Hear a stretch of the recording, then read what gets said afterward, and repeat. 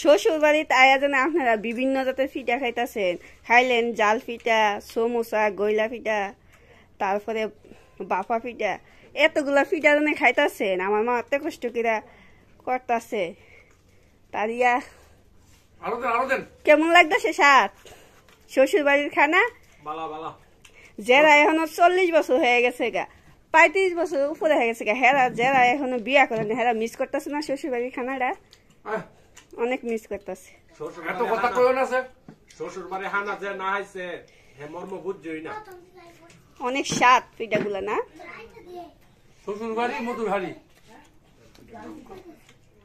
এই দুই জাতের পিঠা। একটা জাল পিঠা, একটা নাইকেলি পিঠা। ভিতরে কি দিছো? ভিতরে ডাল আলু দিয়ে একটা, আর একটা হচ্ছে সমোসা নাইকেল দিয়ে। অনেক স্বাদ না? সকালে খাবেন বাফা পিঠা।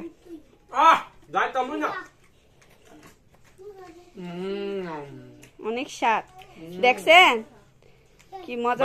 বিয়া করো ভাই, বিয়া করো।